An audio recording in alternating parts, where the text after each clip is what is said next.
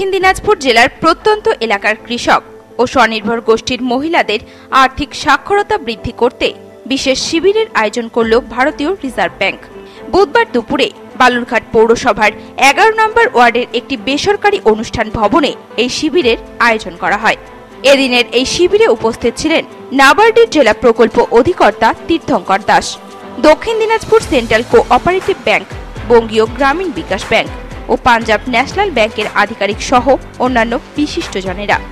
এদিনের এই শিবিরে মোট 6টি গ্রুপ ও একটি কৃষক ক্লাবের সদস্যরা উপস্থিত ছিলেন। মূলত কিভাবে কৃষক ও স্বনির্ভর দলের মহিলারা আর্থিকভাবে সাক্ষর হতে পারেন সেই সমস্ত বিষয় নিয়েই এদিনের শিবিরে বিস্তারিত আলোচনা করা হয়। এ বিষয়ে পাঞ্জাব ন্যাশনাল ব্যাংকের ডিস্ট্রিক্ট ম্যানেজার সায়ন্তন তরফদার জানান, আজকে এটা আমাদের ভারতীয় রিজার্ভ ব্যাংকের তরফ থেকে হচ্ছে আপলিফ্ট প্রোগ্রাম, যার ফুল ফর্ম হচ্ছে unified program for financial literacy transmission. এটা একটি আসলে আর্থিক সাক্ষরতা শিবির।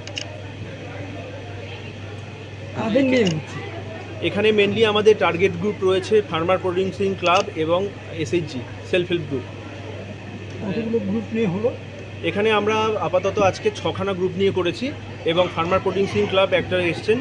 তারা তাদের কাউন্টারে যে আমাদের তাদের একটা কাউন্টারও রয়েছে, সেখানে তাদের যেই অ্যারোমেটিক রাইস বা সুগন্ধি চাল এবং জেলার যেগুলো আঞ্চলিক চাল যেগুলো সেগুলো নিয়ে তারা বসেছেন এবং সেখানে তার প্রদর্শনীও হবে। কী লক্ষ্যে এটা করা হচ্ছে? এটার লক্ষ্য আর কিছুই নয়, যে সকলের মধ্যে আর্থিক সাক্ষরতা যেটা বা ফিনান্সিয়াল লিটারেসি তার সম্পর্কে সকলকে ওয়াকিবহাল করা। কারা কারা ছিলেন আজকে আমাদের মধ্যে? পেয়েছি আমাদের এলডিও আরবিআই, রিজার্ভ ব্যাংকের তরফ থেকে ডিডিএম, নাবার্ড এবং 3 ব্যাংক মানে ডিস্ট্রিক্ট সেন্ট্রাল কোঅপারেটিভ ব্যাংক,